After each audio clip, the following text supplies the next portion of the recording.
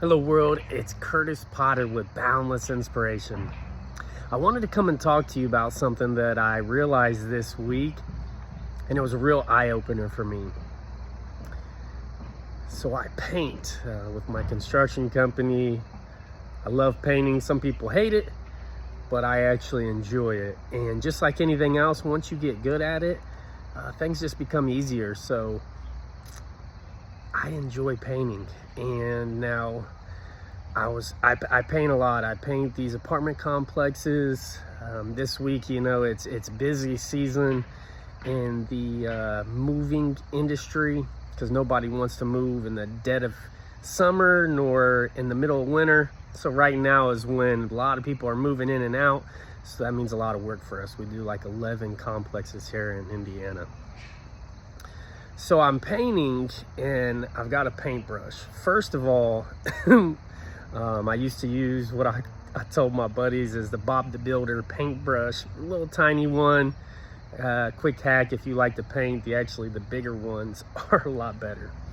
Now as you see this, it has a rubber band on it, right? And if you look close, let's see, like right about, I just saw some there. See at the top where those little whiskers are coming out, right? Whenever you're painting, those become a complete pain in the butt, because as you're painting, trying to be straight, those whiskers hit the wall or hit the trim and it gets paint on everything. Now this paintbrush is not that old, but when you're painting 5 to 10 apartments a week, myself, that's a lot of mileage. So you're constantly washing these paintbrushes. They kind of can get ruined quickly, right?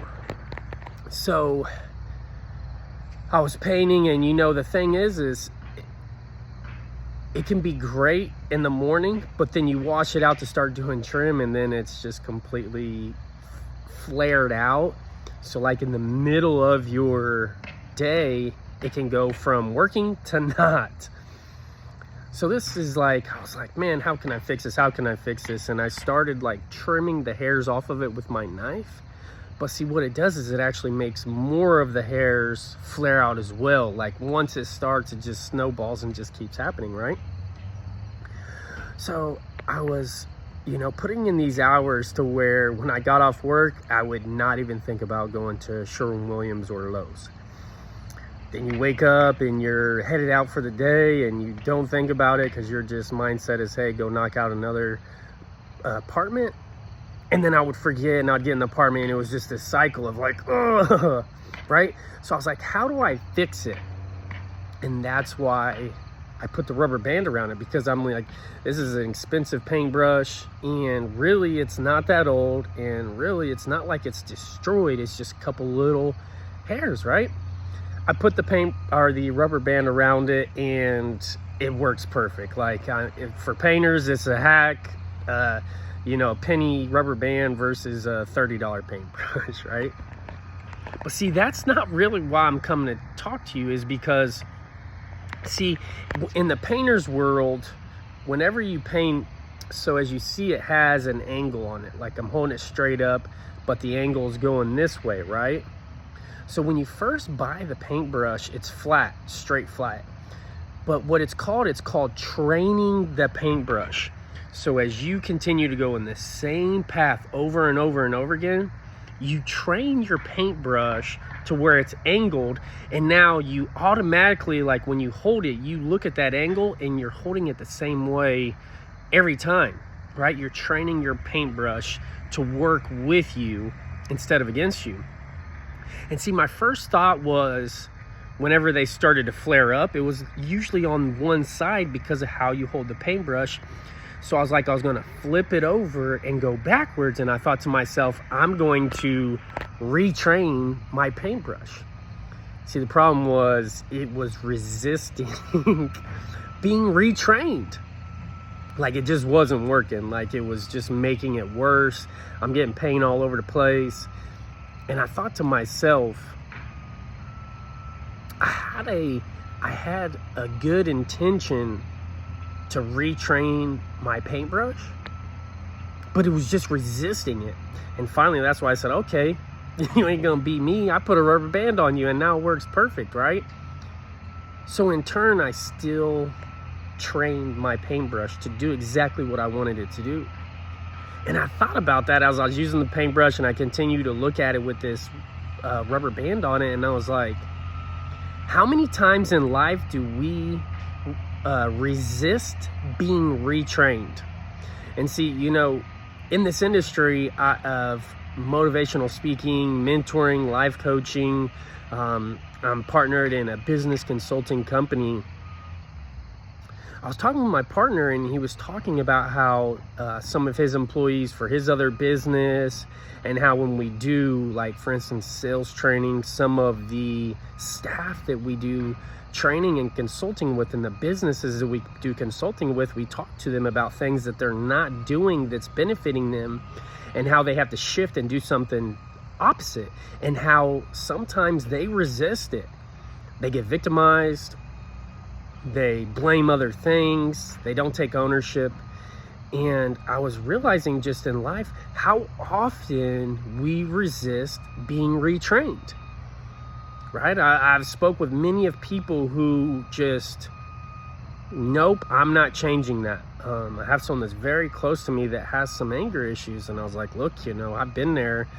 I don't have anger issues. And I'm like, hey, you gotta smoke weed 24/7 to stay happy, and you've ruined a lot of and I didn't say this out loud, but in my mind I'm like, man, you have ruined a lot of events with our group, because if your hamburger's not cooked right, you throw a fit and you just kind of ruin the vibes of the whole just event that we're at, or gathering.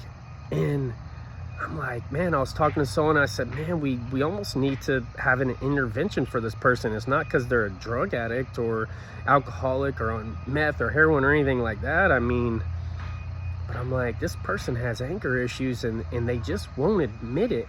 And a lot of times when we're in the process of having to be retrained, that's one of the biggest issues, is we're resisting the fact that we're imperfect humans. We're not Jesus. We're not perfect. We're not robots. So I just say that to ask you, and are you resisting being retrained? And is it even serving you? Because see, one of the biggest growing moments in my life was when I went through a situation and I realized I was wrong. I was actually trying to bet my friend on something, and I was willing to bet him $500. I think I even said $5,000, I'll bet you.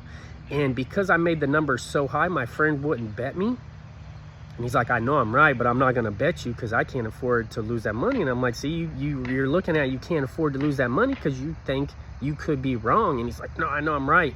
Never bet me. Well, come to find out, I was actually wrong. I would have lost that $5,000.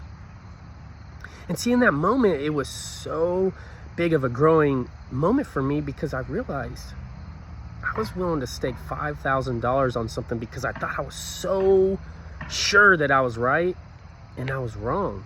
And see, I'm glad that I became, just to the point where I'm like, you know what, I'm not always right. And so sometimes if something isn't working, you know what, I'm going to grow. And actually, I have this mentality that I want to improve 1% every single day and keep working on becoming the best version of myself every single day for the rest of my life. Because if you're not growing, you're dying. And even when I'm 89, if I can learn something to help me improve my life and others around me, I'm like, you know what, at least let me hear what you have to say. Maybe I am wrong in this situation. Maybe there is a better way of doing something, and maybe being retrainable isn't such a bad thing. I'm like, I use this rubber band and I sent it to a couple of the painters of the crews that I work with, and they laughed, and I'm like, look, you're laughing at it and like, oh yeah, I'm gonna do that, but it's like working like it's a brand new paintbrush. So sometimes when you allow yourself to become retrainable, that's when you improve in life and things get easier and better. I hope this helped. Put in the comment section if there's an area in your life where you allowed yourself to become retrainable, or you was even forced to be retrained, but it actually worked out for your good so others can benefit from that. I love you all. I hope this helped. You know the drill. Be boundless. Have a great day.